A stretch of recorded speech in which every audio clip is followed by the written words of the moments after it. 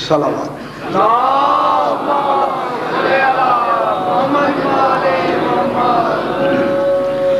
پھر بھی ایک مرتبہ صلوات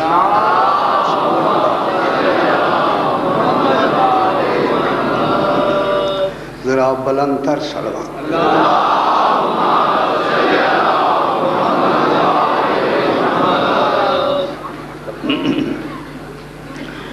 اعوذ باللہ من الشیطان الرجیم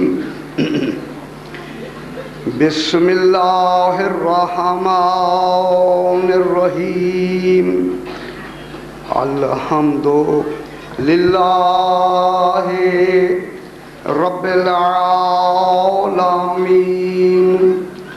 الصلاۃ والسلام علی اشرف الانبیاء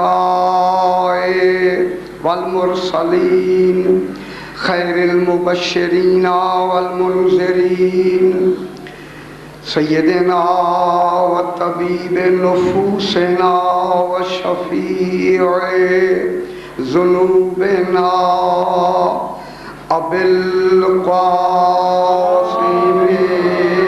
محمد وآلہ الطیبین الطاہرین المعصومین صلوات اللہ علیہم اجمعین اما بعد بسم اللہ الرحمن الرحیم ان اول بیت وضع للناس للذی ببکۃ مبارکا وہدی للعالمین فیہ آیات بینات مقام ابراہیم ومن دخلہ کان آمنا صلوات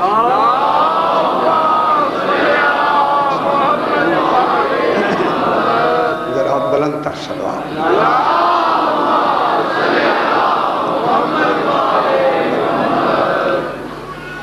میں نے آپ کے سامنے چوتھا پارہ سورہ آل عمران کی 96 نمبر آیت تلاوت کی ہے، جس میں خلاق دو عالم ارشاد فرما رہا ہے، ارشاد ہو رہا ہے ان اولا بیت،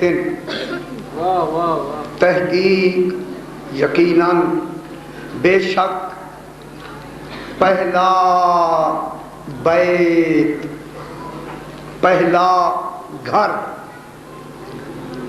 کوئی پہلا گھر ہے جس کی نشاندہی کی جا رہی ہے اور اس کا اعلان کرنے والا خود اللہ ہے، خالق ہے، جس کا اعلان خالق کرے اہل بیت اتنا معظم تو ہے جس کی تعارف خود خالق کروا رہا ہے۔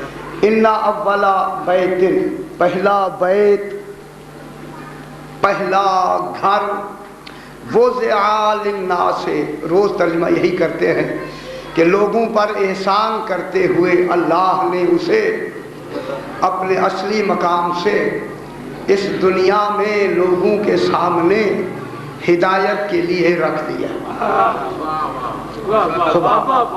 لوگوں پر احسان کرتے ہوئے ان کو مکے میں بھیج دیا۔ کہاں بھیجا؟ للذی ببکۃ، جو مکہ میں ہے۔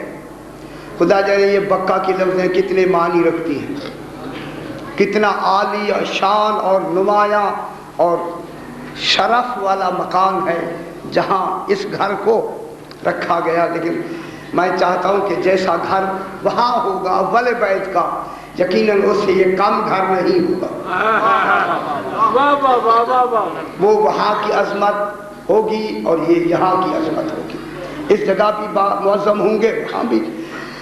وہ وضع للناس جو لوگوں کے لیے وضع کیا گیا، کہاں ہے؟ للذی ببکۃ، وہ گھر مکہ میں ہے۔ کیسا ہے؟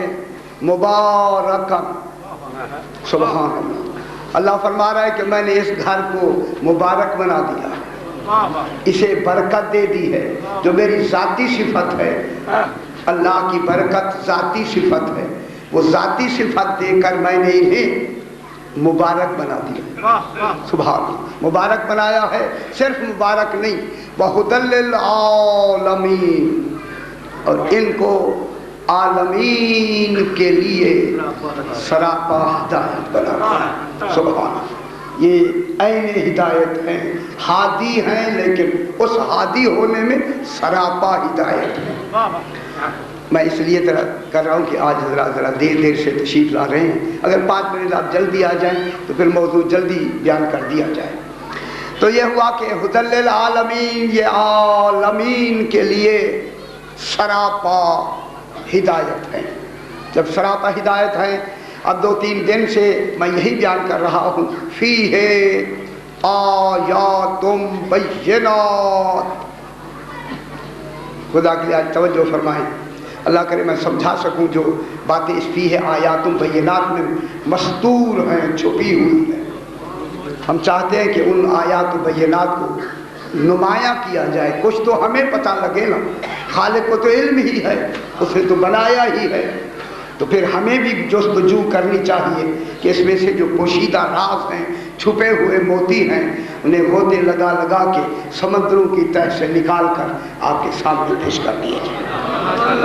फी है, हाँ, ये समंदरों में गोता लगाएंगे तो निकलेंगे। अगर आसान होते, ऊपर ऊपर होते तो कब के लूट लिए गए। ये मोती नीचे होते हैं बाबा, ऊपर नहीं होते। ये बिल्कुल गहराई में होते हैं, समंदर में जाना पड़ता है, सांस रोक के जाना पड़ता है, तभी समंदर में जाते हैं।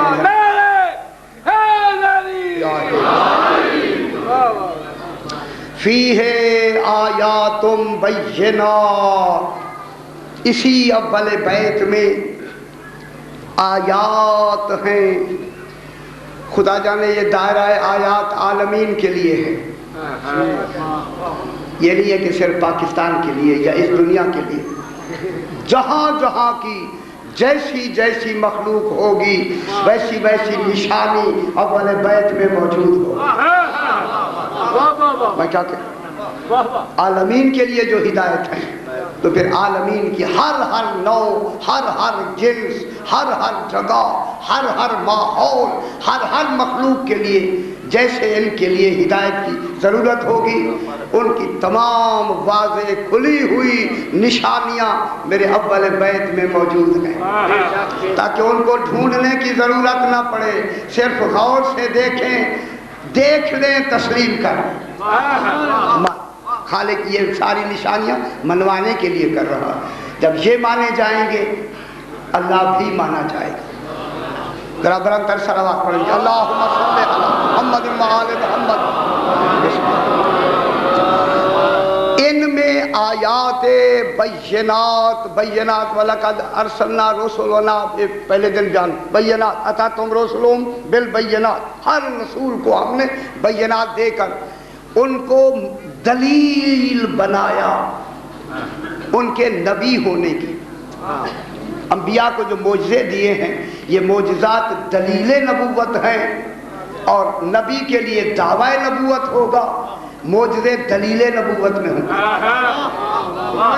लेकिन आले मोहम्मद के लिए इतनी निशानियां बना दी हैं, अगर आप मुतवज्जे हैं तो मैं जुमला कहता हूँ, खुदा की कसम, इनको देखना भी दलील इलाही है, इनका चलना भी दलील इलाही है, इनका सोना भी दलील इलाही है। यही वजह है बिस्तर पे सोए हैं, रज़ाए खरीद ली।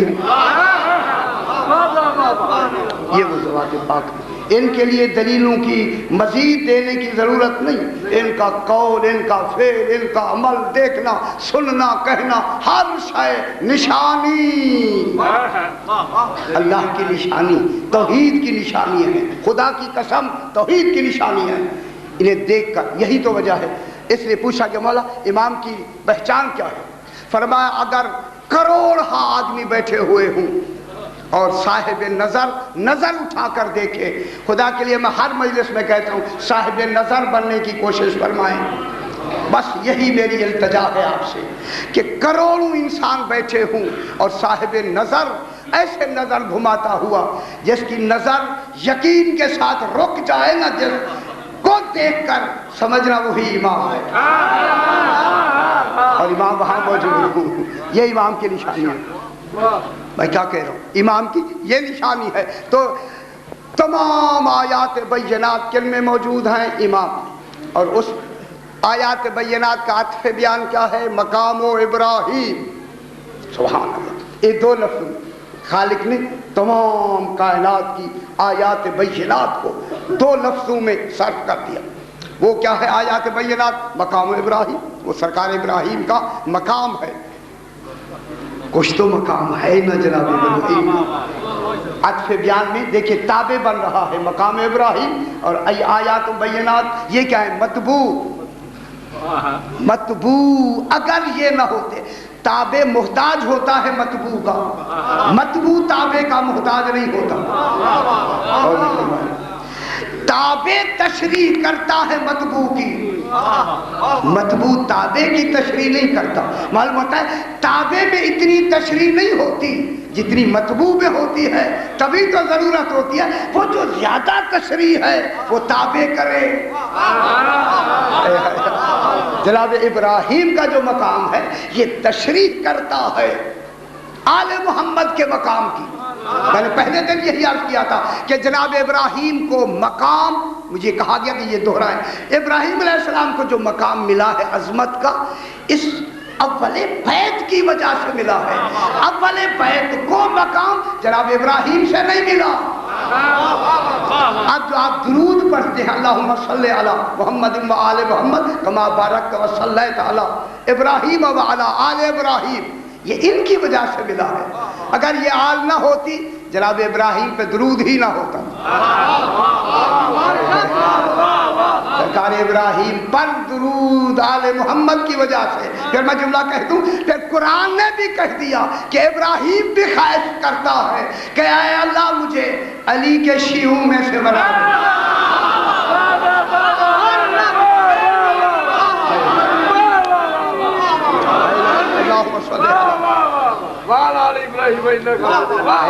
وَإِنَّ مِن شِيعَتِهِ لَإِبْرَاہِیم، سرکار ابراہیم دیکھیں ماشاءاللہ۔ تو یہ کیا ہے؟ مقام و ابراہیم، عطف بیان۔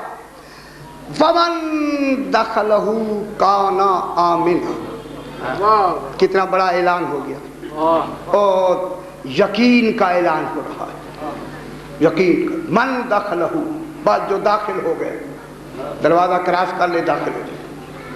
جو بھی داخل ہو گیا، میرا خیال ہے داخلہ آسان ہے، مشکل نہیں ہے۔ باقی ساری مشکلات ہیں، داخلے کی شرائط مشکل نہیں ہے۔ اور داخل ہو جاؤ، قدم بڑھا کے داخل ہو جاؤ۔ دخول کے لیے قدم بڑھانا، دروازے میں نہ کھڑے رہو، قدم بڑھائیں گے۔ وَمَن دَخَلَهُ كَانَ آمِنًا، جو بھی داخل ہو گیا اس کے لیے ہمیشہ کے لیے امن ہے، امان ہے، نجات ہے۔ کل جہاں بات ختم ہوئی کہ خالق نے ان 14 کو، اول بیت کو اپنی ذات کا مظہر بنایا۔ تو جو فرمائے سرکار، مظہر بنایا، جائے ظہور بنایا، ان کو بدن قرار دیا، اور خود ذات ہے۔ چونکہ ذات کا جو مظہر ہوتا ہے وہ بدن ہوتا ہے۔ کیوں ان کو، کیوں بدن بنایا، کیوں بنایا ان کو؟ کیونکہ توجہ فرمائے بابا کہ غیر محسوس کی طرف نفس انسانی کی توجہ، نفس انسانی کی توجہ غیر محسوس کی طرف محال عقلی ہے۔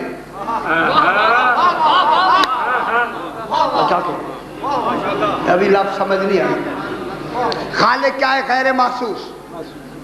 ان حواس خمسہ سے محسوس ہوتا ہے، نہ اندرونی حواس سے محسوس ہوتا ہے. ان 10 حواس سے وہ محسوس تک نہیں ہوتا. جب وہ محسوس ہی نہیں ہوتا، احساس میں نہیں آتا، محسوس اللہ محسوس ہے، حواس میں آتا ہے، حواس عاقلہ میں آتا ہے، واہمہ میں آتا ہے، مشترکہ میں آتا ہے، مدرکہ میں آتا ہے. یہ اندرونی جو ہے، یہ آنکھ کان سے تو نہیں ہے نا، اندرونی میں بھی نہیں آتا. یہ 10 حواس تو خالق نے بنائے ہمارے لیے. ان 10 حواس میں نہیں آتا، وہ محسوس ہی نہیں ہے. جب وہ محسوس ہی نہیں ہے تو یہ بیچارہ نفس انسانی یہ جو ہے اس کی طرف کیسے توجہ کرے؟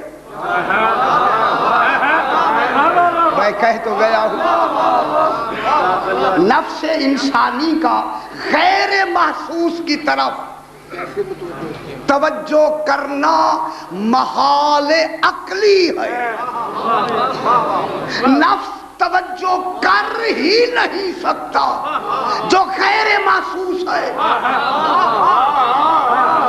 اب بات سمجھ آئی ہے نا بابا؟ کیوں لفظ سے کیوں نہیں سمجھ آئی؟ پہلی مرتبہ مجھے افسوس ہوتا کہ نفس انسان، یہ جو آپ کی نفس ہے، میری نفس ہے، سارے جتنے آپ نفوس رکھتے ہیں، اس نفس کی توجہ غیر محسوس کی طرف محال عقلی ہے. آپ اس کا احساس کر ہی نہیں سکتے. اور پھر دوسری ہماری مجبوری یہ ہے کہ غیر محسوس کو لفظوں سے سمجھایا ہی نہیں جا سکتا.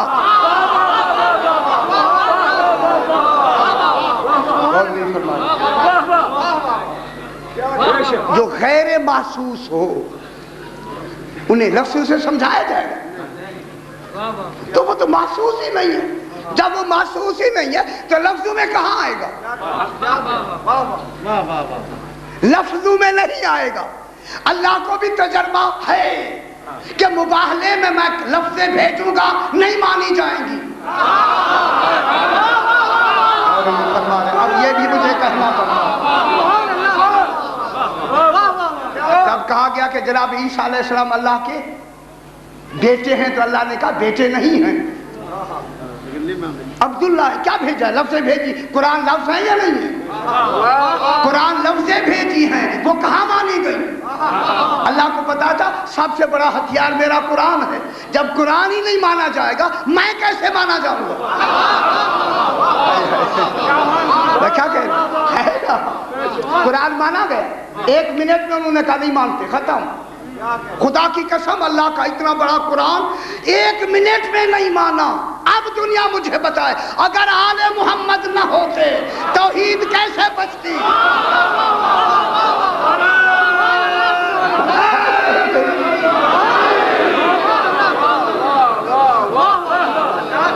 قرآن کو تو علم ہے کہ میرے قرآن کو نہیں مانا جائے.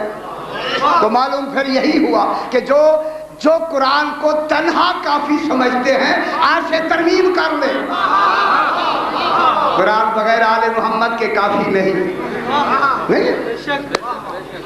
غیر محسوس کبھی بھی لفظوں سے نہیں سمجھایا جا سکتا، نہ سمجھا جا سکتا ہے نہ سمجھایا جا سکتا. رسول بھی سمجھانا چاہیں لفظ ساری تمہیں رسول کی لفظی میں نے کہہ دی ہے نہیں سمجھایا جا سکتا. اسی وجہ سے فرمایا کن تو کنزن مخفیہ فاحببت ان اعرف فخلقتک یا محمد صلی اللہ علیہ وآلہ وسلم. فرمایا میں چھپا ہوا خزانہ تھا، میں نے چاہا کہ میں پہچانا چاہتا. میں ذات کا نام ہے، صفات کا نام نہیں. میں کیا کہوں؟ میں کس کا نام ہے؟ شاہ جی ذات کا نام ہے. میں پہچانا چاہتا. یہ حدیث کچھ جی خواہش بھی ہے، طلب بھی ہے، خواہش ہے. خدا کی قسم اللہ کی طلب اور خواہش کم مرتبہ ہے، طلب اس سے بلند مرتبہ ہے. پچھلی مرتبہ میں نے یہی تو عرض کیا، اللہ آل محمد اللہ کی خواہش نہیں ہے، اللہ کی طلب ہے. اس لیے طلب کو منوانے کے لیے کیا کیا؟ رسول کو سوالی بنایا. قل لا اسالکم علیہ اجرا الا المودۃ فی القربى، نماز حکم سے پڑھوائی، روزہ حکم سے رکھوایا، جو ان کے مطلوب تھے ان کی طلب سوالی بن کے مانگی۔ سوالی بن گیا یا نہیں بن گیا؟ سوال ہوتا ہے جو بڑا چھوٹے سے کہے حکم ہوتا ہے، برابر کا برابر سے کہے التماس ہوتا ہے، چھوٹا بڑے سے کہے سوال ہوتا ہے۔ اللہ جانے آل محمد کی طرف کتنی ہے خالق میں کہ ہم جیسوں کے سامنے چھوٹا ہو گیا۔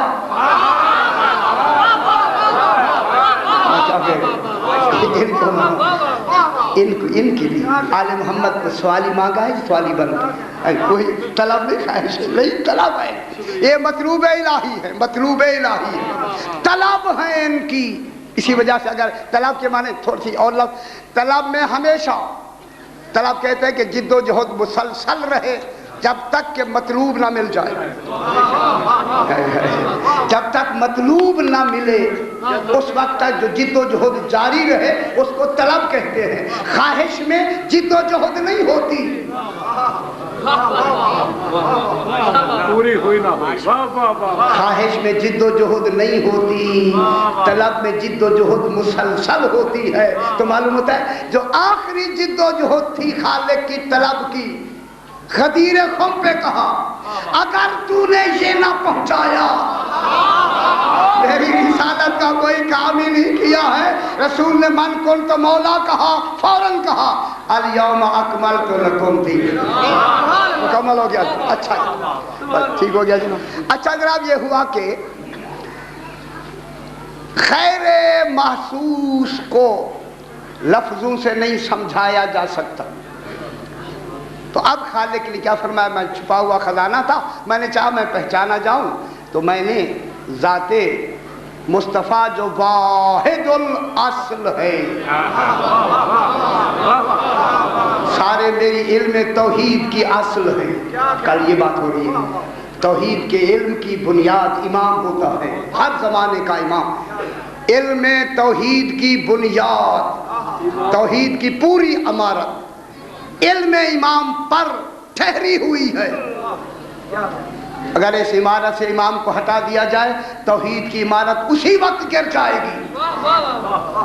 آپ کیا سمجھتے ہیں؟ اسی لیے تو اللہ نے کس کو بنایا؟ امام کو علم توحید دے کر، اپنا علم ہویت دے کر انہیں بھیجا ہے۔ اسی لیے تین چیزیں ہو گئی عرفان کے وقت، تین چیزوں کا ہونا ضروری، بات لمبی ہے، جلدی فارغ ہوتے ہیں۔ تین چیزوں کی ضرورت، معروف، معرف، عارف۔ عرفان کے لیے تین چیزوں کی ضرورت، معروف، معرف، عارف۔ اللہ معروف ہے جس کی معرفت حاصل کرنی ہے، اللہ معروف ہے، عالمین عارفین ہیں، عرفان لینے والے ہیں، آل محمد عرفان دینے والے ہیں، یہ معرفین ہیں، عرفان پہنچانے والے ہیں۔ عرفان پہنچانے والے کون ہیں؟ آل محمد۔ عالمین کیا ہیں؟ عرفان لینے والے، اور اللہ کیا ہے؟ اسی وجہ سے خالق کا عرفان عالمین کے لیے درمیان میں جب تک کہ یہ ذوات پاک نہیں ہوں گی، اللہ کا عرفان، غیر محسوس کا عرفان، غیر مدرک کا عرفان ہو ہی نہیں سکتا۔ اسی وجہ سے خدا کے لیے یہ ہم جیسے بشر نہیں، اپنے غیر محسوس ہونے کو منوانے کے لیے خالق نے ان کو ہماری طرف بنا کر بھیجا، ان کو بھیجا کہ یہ تمہیں نظر آئیں گے، ہر چیز تمہیں یہ بتائیں گے، یہ میری پہچان ہے، جب تک یہ رہیں گے میری پہچان ہوتی رہے گی، میں کوئی وقت کا ایک لمحہ بھی ایسا نہیں چھوڑوں گا کہ میں ہوں اور یہ نہ ہوں۔ ہے نا جناب، ہوں گے، ان کو بنا کے بھیجا، اور بنا کے کل کی جملہ لفظ کے میں جلدی آگے بڑھوں، کیا بنا کے میں نے ان کو بھیجا کہ میں ذات ہوں، یہ میرے اختیار ہے۔ کل بات یہاں ختم ہوئی تھی کہ اللہ ذات ہے آل محمد اختیار ہے. میں جملہ کہتا ہوں خدا کے لیے توجہ فرمائیں. آل محمد اللہ کا اختیار ہے. اختیار. اللہ ذات ہے. ذات کا کام ہوتا ہے چاہنا. ذات کا کام ہوتا ہے چاہنا. اختیار کا کام ہوتا ہے کرنا. اللہ چاہتا ہے یہ کرتے ہیں. میں کیا کہوں؟ اللہ چاہتا ہے.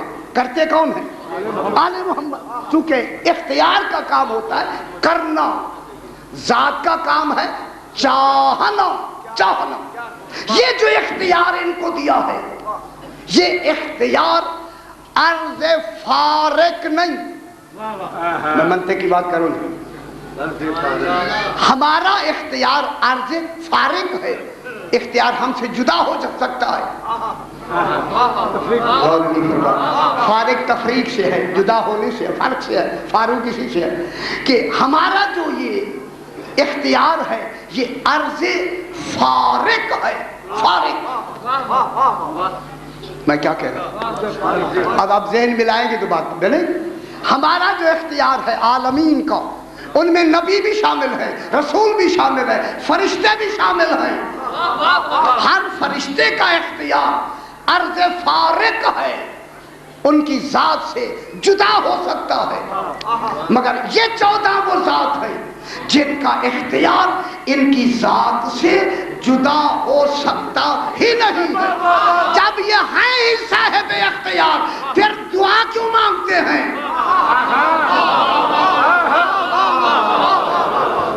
میں کیا کہہ رہا ہوں؟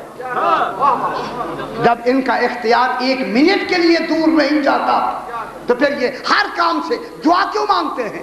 خدا گواہ ہے, ان آل محمد علیہ السلام کا دعا مانگنا ان کی دیانت ہے کہ وہ ہے.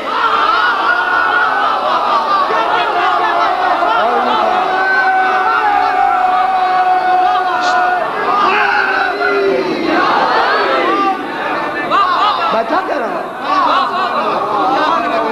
یہ ان کی دیانت ہے کہ دعا مانگ کر اس کے ہونے کو ثابت کر رہے ہیں کہ کوئی بلند ہے جن سے ہم مانگ رہے ہیں. یہ نہیں کہ اختیار نہیں, اور نہیں فرما رہے, یہ نہیں کہ ان سے اختیار ختم ہو گیا تبھی مانگتے ہیں. نہیں نہیں, چونکہ خالق بھی جانتا تھا کہ جناب علی کو میں نے کعبہ میں ظاہر فرمایا, ابو طالب کے گھر بی بی فاطمہ بنت اسد کو بلایا, نیا دروازہ بنایا, لوگوں کے سامنے بچھایا, پھر بھی علی کو خدا کہا لوگوں نے.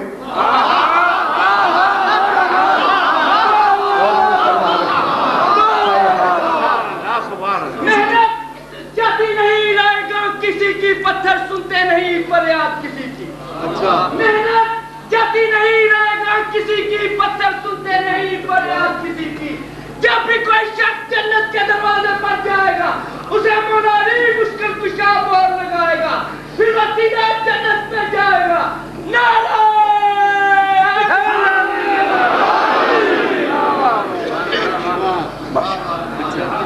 یہ جو اچھا, یہ دعا مانگنے سے یا نہ مانگنے سے کیا یہ اللہ ہو گئے؟ دعا مانگ کے تو انہوں نے اللہ کو اللہ سمجھایا. ہاں ٹھہر جاؤ, لیکن فرق میں ضرور بتاؤں گا, فرق ضرور بتاؤں گا. نبی جب بھی کوئی پوچھنے آتا ہے فرماتے ہیں ذرا ٹھہر جا, وہی آ جائے. اور نہیں فرما رہے ہے نا کہ نہ سمجھے کہ رسول جانتے نہیں تھے. ہاں وہی آ جائے, بتاتا ہوں. یہ دلیل ہے نبوت کی کہ نبی کے لیے وحی کا انتظار کرنا دلیل نبوت ہے. لیکن جو جانشین رسول ہوگا اس کے لیے فوراً بتانا دلیل امامت ہے.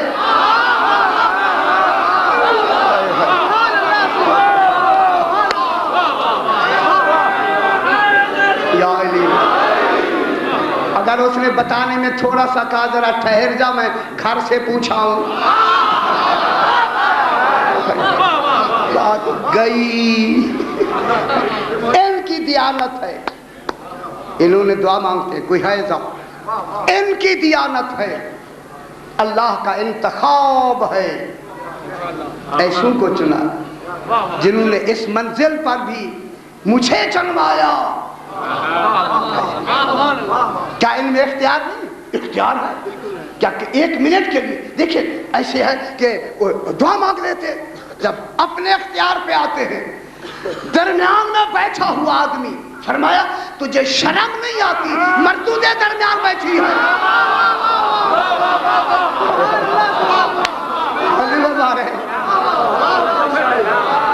انہزی انتستاہی بین الرجال, انتا کو دا بین الرجال کے آدمی کے درمیان میں بیٹھی ہوئی ہے. یہ کون آدمی ہے جس نے جناب امام حسن مجتبی کی امامت میں تھوڑا سا شک کیا؟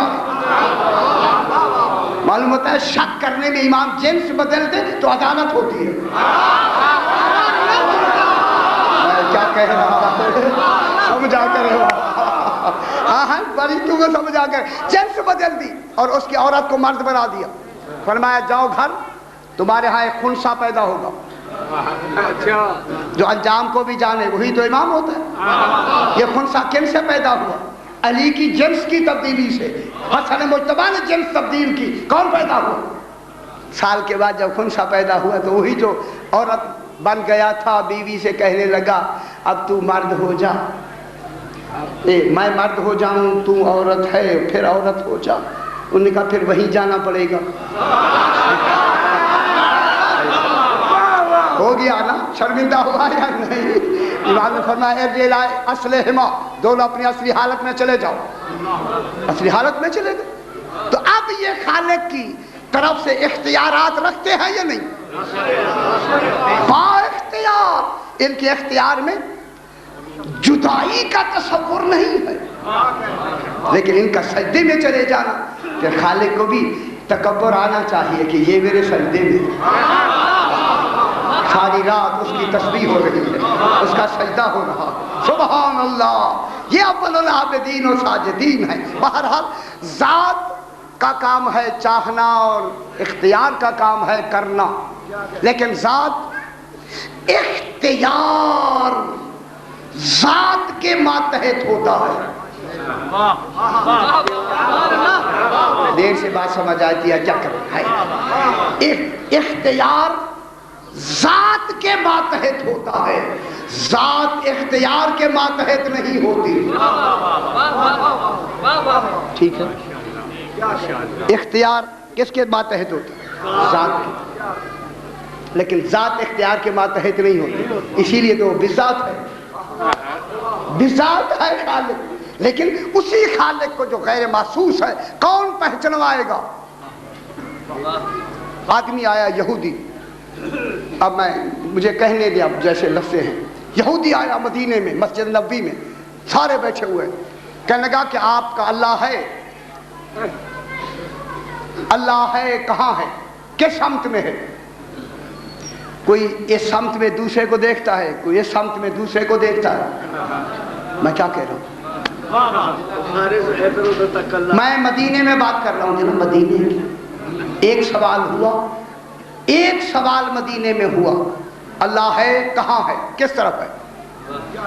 ایک سوال کا جواب نہیں دیا, لیکن سوال کا جواب ان لفظوں میں ابھرا. ایک سے کہا جلدی جاؤ جناب علی کو بلا کے لے آؤ. یہ کیا ہوا؟ سرکار علی علیہ السلام کو دروازہ کھلا جناب علی کا, خدا گواہ خرامہ چل کر سرکار علی آ کے تشریف رکھتے ہیں. جب اس نے سوال کیا اللہ ہے اور کس طرف ہے, سرکار نے فرمایا سلمان جلدی کرو چراغ لے آؤ. چراغ لے آؤ. جب چراغ لایا موم بتی جلائی گئی. سرکار نے فرمایا اب تو خود بتا اس موم بتی کی سمت کدھر ہے؟ اور بھی فرما یہ جو موم بتی کا نور ہے, فرما اس نور کا سمت کدھر ہے, کون سی سمت میں ہے؟ وہ کہنے لگا عقل اور علم کی روشنی میں ہر طرف ہے. فرمایا جب مجازی نور کی سمت نہیں ہے,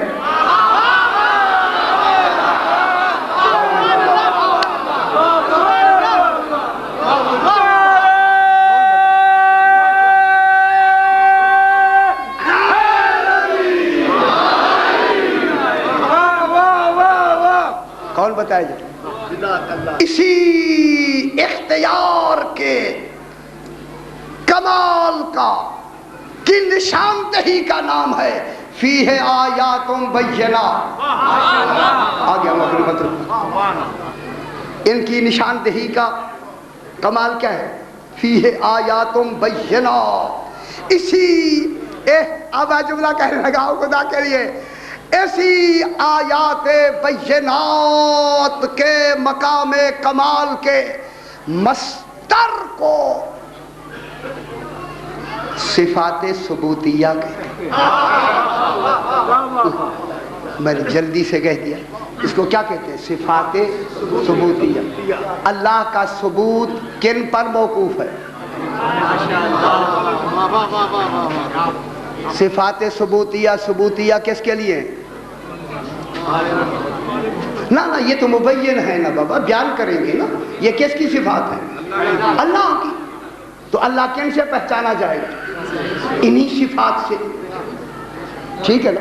صفات ثبوتیہ ہے یا نہیں ہے نا بابا؟ صفات ثبوتیہ ہے. یہ صفات ثبوتیہ پہچانی جائیں گی نا. اللہ آ کے پہچنوائے گا.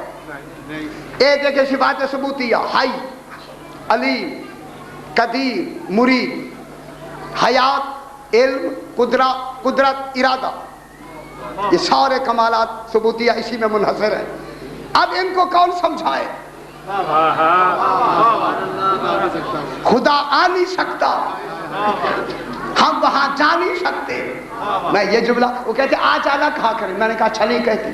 مجھے کراچی میں کہا آپ یہ کہتے اللہ آ نہیں سکتا، یہ اردو کی لفظ ہے، اچھی نہیں ہے. میں نے کہا میں کیا کروں؟ اللہ کا کمال ہے کہ ہمیں دیدار نہیں کرا سکتا. ہمارا نقص ہے کہ ہم اسے دیکھ نہیں سکتے. پھر تو کوئی درمیان میں بھیجے گا کہ جو اس کے ان صفات ثبوتیہ کی آ کر اپنے علم میں ہویت جو ان کو عطا کیا ہے ان کی تشریح بھی کریں، توضیح بھی کریں، بتائیں کہ وہ حی ہے.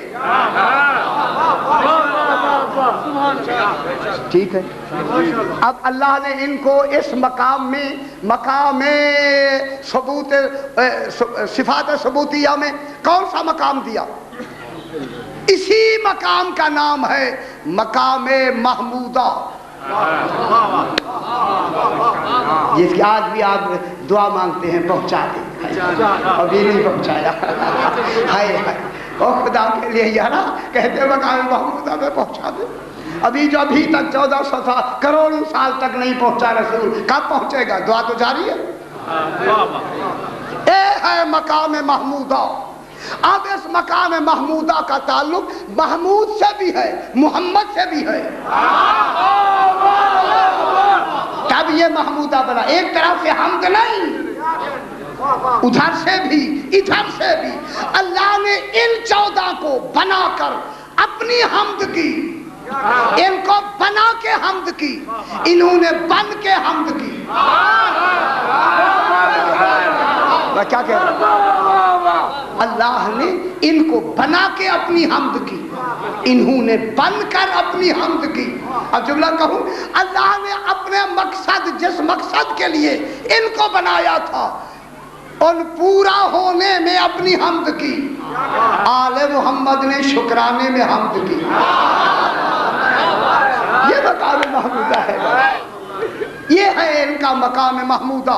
اسی صفات، ابھی بحث کرتے ہیں بابا، صفات ثبوتیہ کے اس علم تشریح کے منصب کا نام ہے کتب الزمان. کبھی نام سنا؟ سرکار نام سنا کرتی. کتب الزمان. کتب تو سنتے ہیں لیکن کتب الزمان کم ہے. یہ کون ہوتا ہے کتب الزمان؟ عالمین کا کتب. کتب وہ کلی ہوتی ہے جو چکی کے اندر ایک کلی ہوتی ہے لوہے کی. اب تو چکیاں نہیں ہیں، خدا کے لیے سمجھ رہے. چکی کے اندر جو لوہے کی کلی ہوتی ہے جس میں چکی کے سارے پارٹ گھومتے ہیں. اس کو کہتے ہیں کتب. امام کتب ہے عالمین کا, سارے عالمین جس کے حکم میں گھوم رہے ہیں, جس کے اختیار میں, اللہ اکبر, جس کے اختیار میں عالمین گھوم رہے ہیں, وہ کتب ہے امام زمانہ. اللہم صلی علی محمد و آل محمد. وہ کون ہے امام زمانہ؟ کتب, عالمین کا کتب ہے. یہ کتب میں کیا اختیارات کتنے ہیں؟ اس مقام صفات ثبوتیہ سے لے کر تحت الثری تک جتنے اختیارات ہیں, تصرفات ہیں, میں جملہ کہہ رہا ہوں تصرف کے لیے, تمام تصرفات آل محمد کی ذاتی ملکیت ہیں.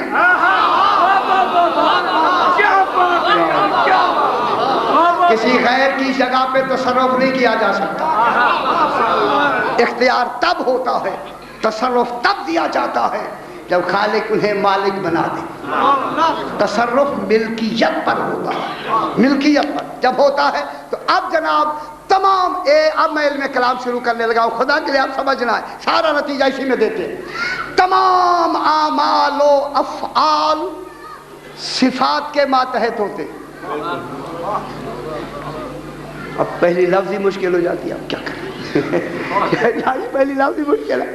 تمام افعال و اعمال صفات کے ماتحت ہوتے. میں کیا کہہ رہا ہوں, وہ جو صفات و خصائص ہیں, ان صفات و خصائص کی دو طرح سے تشریح ہے. ایک ہے کہ یہ صفات واجب حقیقی ہیں, دوسرا ہے کہ یہ لازم حقیقی ہیں. ایک ہے, اچھا ایسی صلوات پڑھیں کہ ذرا آپ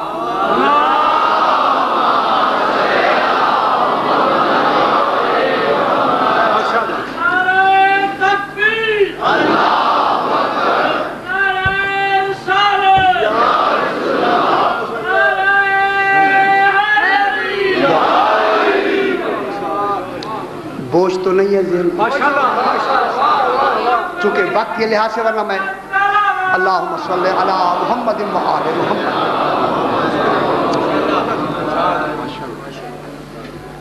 صفات دو طرح کی ہیں.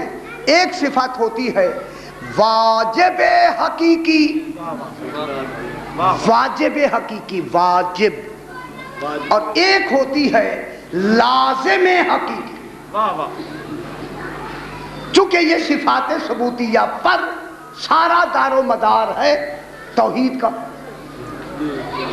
توحید کی جو ساری معرفت ہوگی انہی صفات کے ذریعہ ہوگی. اب ڈھونڈنا ہے کہ یہ صفات اللہ کی کیسی ہے.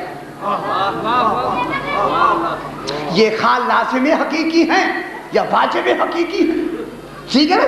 یہ کہ یہ صفات جو خالق کی صفات ثبوتیہ ہیں واجب حقیقی ہیں یا لازم حقیقی ہیں.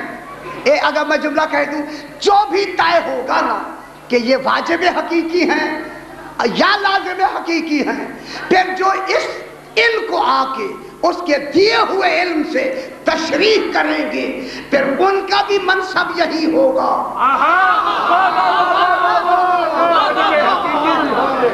سمجھیں نا بابا, توجہ فرمائیں. میں اس لیے میں نے جلدی جملہ کہہ دیا, آپ پریشان نہ ہوں.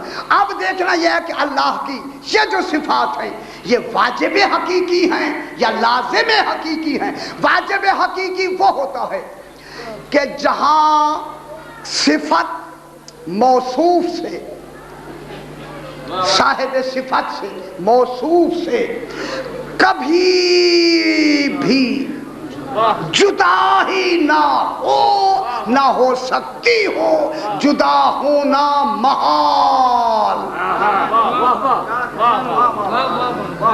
ٹھیک ہے ماشاءاللہ, توجہ فرمایا کریں, علمی بحث ہے. تو ایک تو شرط یہ ہے کہ اس سے وہ صفت واجب حقیقی وہ صفت ہوتی ہے جو موصوف سے کبھی بھی جدا نہیں ہوگی, ایک لمحے کے لیے جدا نہیں ہوگی. ایک تو ہو گیا یہ، اور دوسرا یہ ہے کہ اسی صفات حقیقی پر موصوف کے وجود و عدم کا انحصار ہوتا ہے۔ اگر وہ صفت ہے موصوف میں تو موصوف ہے۔ میں کیا کہہ رہا ہوں بابا؟ اگر وہ صفت موصوف میں نہیں، موصوف ہی نہیں، تو پھر موصوف کے وجود کا انحصار کس پر ہے؟ اس صفت پر جس کو کہتے ہیں واجب حقیقی۔ یہ میرا خیال مشکل ہو گیا، نہیں پھر دوہرا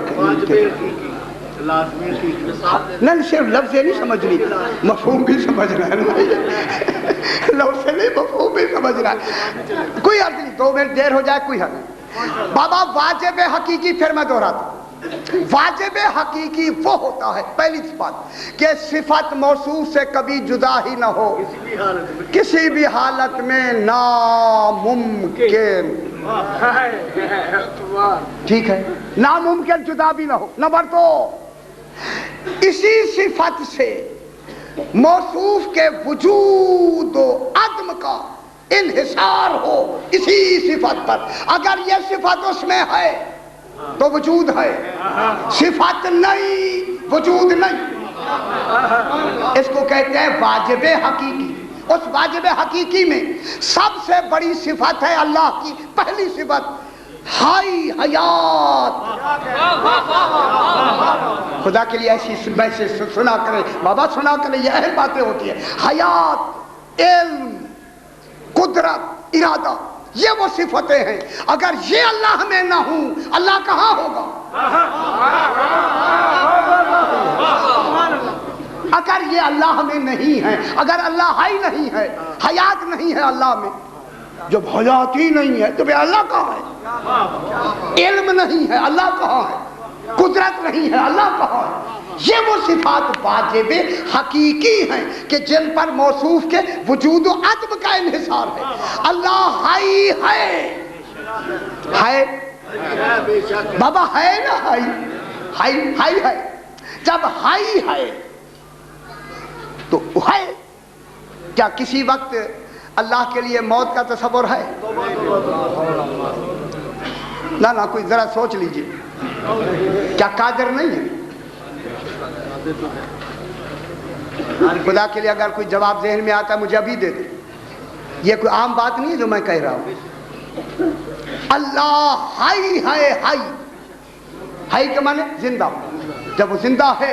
اچھا تھوڑی سی تشریح مزید کر لیں تاکہ مزید سمجھ آ جائے۔ دیکھیں اللہ حی ہے، یہ جو علم و قدرت ہیں یہ حیات کی فرع ہے، اصل حیات ہے۔ جو بذات حی ہوگا وہ عالم بھی ہوگا، قدیر بھی ہوگا، جو بذات حی ہوگا۔ دلیل علماء نے دی ہے، دیکھیں حیات کی فرع کا علم، دلیل علم میں آتی ہے، حالانکہ حیات پہلے ہے کہ اللہ حی ہے، بے شک حی ہے۔ جب حی ہے تو وہ دلیل کیا دیتے ہیں؟ جو بذات حی ہو، زندہ ہو، اس کا علیم ہونا ضروری، اور جو علیم ہوگا اس کا حی ہونا ضروری۔ دلیل میں کیا دی؟ باتیں لفظ مشکل ہے، میں دیکھ رہا ہوں آپ کے لیے پریشانی ہو رہی ہے۔ اب اللہ حی ہے، حی جب حی ہے تو کیا دلیل ہے؟ کہ علم، اس کے پاس علم ہے۔ اب میں یہاں سوال کرتا ہوں، جب اللہ حی ہے، قدیر ہے، قدرت اس کی عین ذات ہے،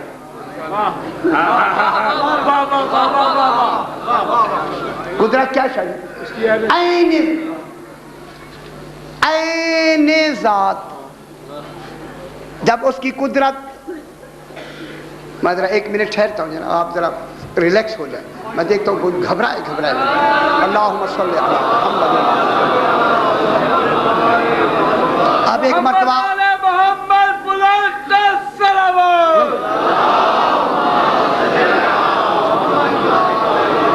بات ذرا کنوے ہو جائے پوری طرح، اس لیے میں چاہتا ہوں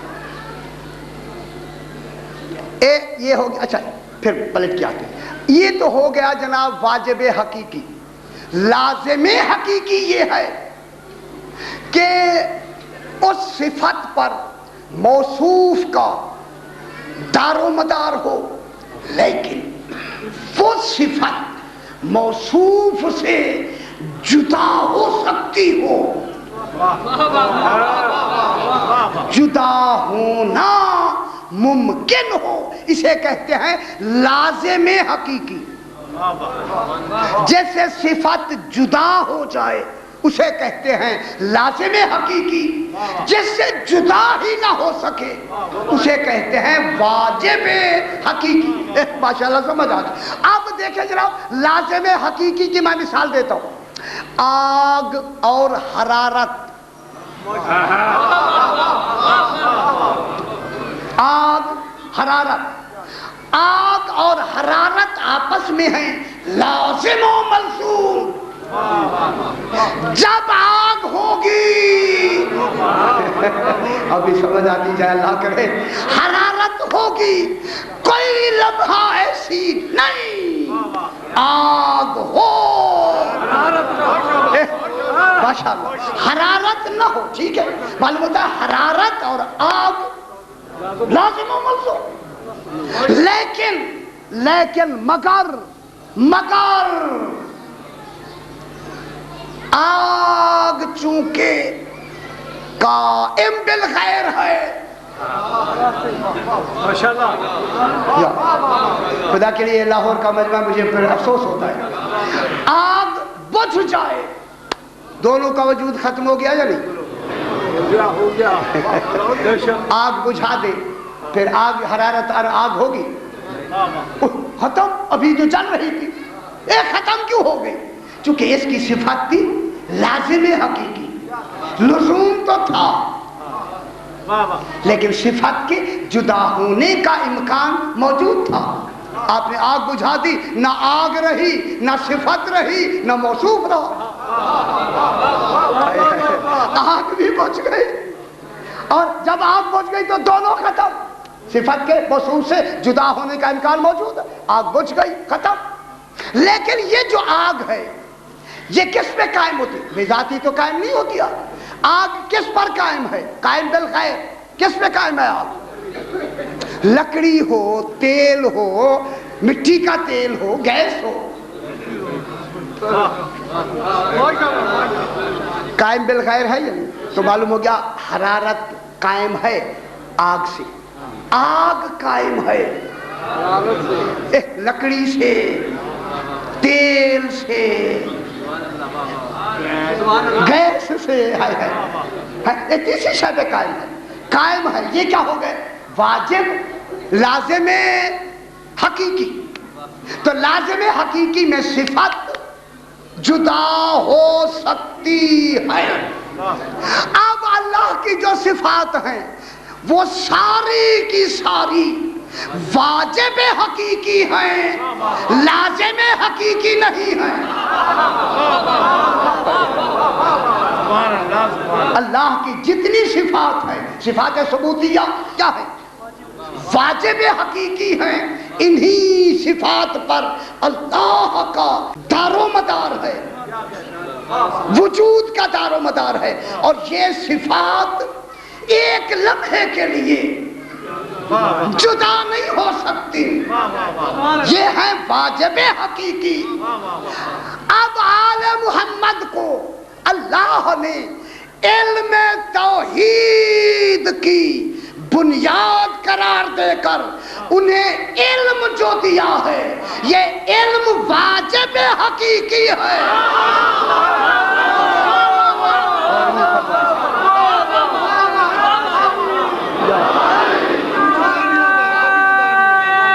بات مشکل ہو گئی ہے جناب. یہ علم ان کا واجب حقیقی ہے.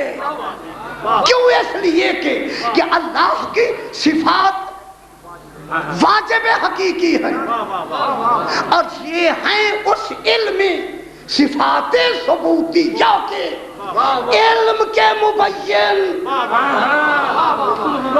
علم کے مرکز، علم کی تشریح کرنے والے یہ علم الہی رکھتے ہیں. اب اگر ان کا علم لازم حقیقی ہو پھر توحید تو گئی. بتا کہہ رہا یہ تو پھر جدا ہونے کا تصور ہے. اسی لیے تو اللہ نے آل محمد کو کسی اور نور پر قائم ہی نہیں کیا.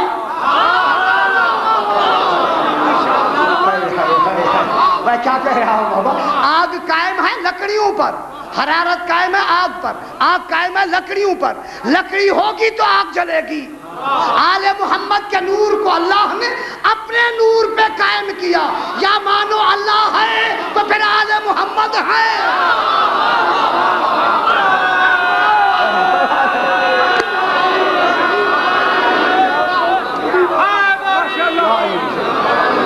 آل محمد حسین کا غم کیوں نہیں کرتے اور تم علیہ کا کیوں نہیں پڑھتے؟ معلوم ہوا پڑھنے دو بھائی. حدیث کو یہ راز قاتل کبھی مقتول کا مدد نہیں کرتے. نعرہ حیدری. تو اللہ کے صفات ثبوتیہ کس پہ قائم ہیں؟ علم آل محمد پر. علم توحید ہیں آل محمد کا علم. تو یہ علم کون سا ہے؟ واجب حقیقی. پھر یہ آل محمد کسی بھی حالت میں ہوں علم ان سے جدا ہو سکتا ہی نہیں. خدا کے لیے دنیا والوں میں جملہ کہوں جنہیں خالق نے علم یہ علم واجب حقیقی دے کے بھیجا ہو، وہاں جبریل کے پڑھانے کا تصور ہے.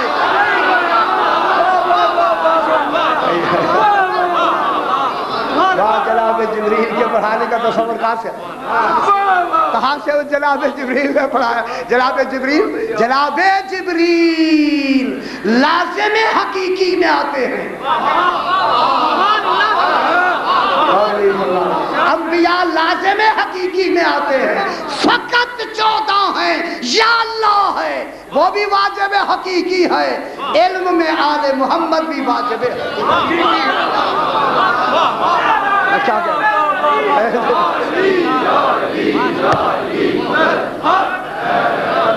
انشاءاللہ کل یہی سے بات کو آگے بڑھائیں گے. آج اس جوان کے 34 سالہ جوان کی شبیہ علم برآمد ہونی ہے جس کے سہارے پر زہرا کی بیٹیوں نے مدینہ چھوڑا. میں کیا کہہ رہا ہوں؟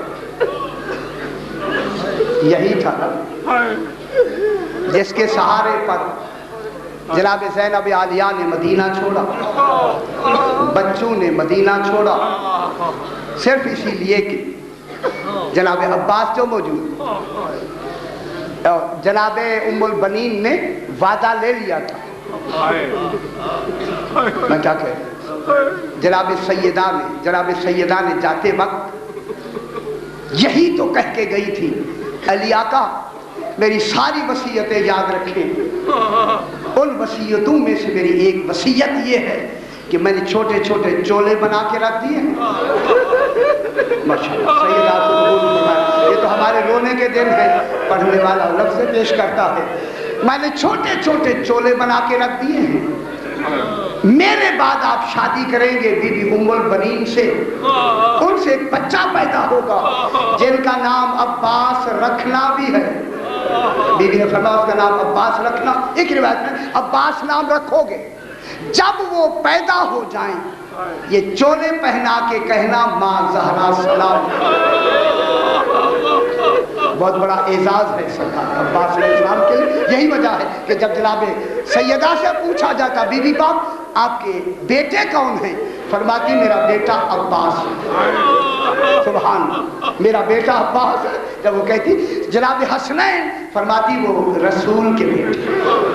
یہ میرا بیٹا ہے جناب عباس. اللہ اکبر. یہ پوری طرح کے بات کو آگے بڑھاتے ہیں کہ جناب علی مسجد کوفہ میں واز فرما رہے ہیں. ازادار و دوران واز سرکار کے बज़्म में जनाब हसन मुश्तबा अलैहिस्सलाम बैठे हैं, इमाम हुसैन अलैहिस्सलाम बैठे हैं, गुलाम कंबर बैठा है और गाजी अबुल फाजिल अब्बास ये भी बैठे हुए हैं। अल्लाह अकबर। दौरान वाद जनाब इमाम हुसैन अलैहिस्सलाम ने पानी मांगा कंबर से। कंबर ईतनिल माअना अतशान। पूरी कायनात में दो शख्सियतें हैं जिनके लिए रिवायत मिलती है कि इमाम हुसैन अलैहिस्सलाम को प्यास बहुत लगती थी। अल्लाह अकबर। इमाम को प्यास बहुत लगती थी और जनाब ज़ैनब आलिया को हया बहुत था। अल्लाह जाने कूफा और शाम के बाजार को कैसे अबूर किया। अजरुकुम अल्लाह, अजरुकुम अल्लाह। माशाअल्लाह जब जनाब इमाम ने पानी मांगा ना तो जनाब कंबर महव है इमाम की गुफ्तगू में नहीं सुन सके। दूसरी मर्तबा इमाम ने पानी मांगा लेकिन ये पानी आमिर नहीं है, सरकार ने फरमाया। तीसरी मर्तबा जब इमाम ने फरमाया तो जनाब अब्बास ने सुना ना, इतनी जल्दी गए कि पानी का गिलास लेकर जल्दी इमाम को दिया कि इमाम के ऊपर छलक कर पानी गिरा। जनाब अली मिंबर कूफा में ये मंजर देख रहे थे। बस इधर इमाम ने जब पानी पी लिया ना, मेरे इमाम ने फरमाया अब्बास से लिया। माशाअल्लाह आप समझ रहे हैं मेरी बात। और अली मुर्तजा की आंखों में कैसे आंसू आए, किताब वाला लिखता है बल्ल रीशो मिनत तुमू, अली की दाढ़ी से आंसू टपकने लगे। अल्लाह अकबर। जब जनाब अली आए ना जनाब अब्बास करीब, फरमाया और करीब आ जाओ। जब बिल्कुल करीब आए, इस बिल्कुल मिंबर के साथ खड़े होकर जनाब अली ने झुक कर जनाब अब्बास के बाजू पे बोसा भी दिया। बोसा देने के बाद फरमाया अब्बास जैसे आज जल्दी पानी लाए हो, जिस तरह आज जल्दी पानी लाए हो, किसी दिन इमाम फरमाए तो उस दिन भी जल्दी पानी लाना।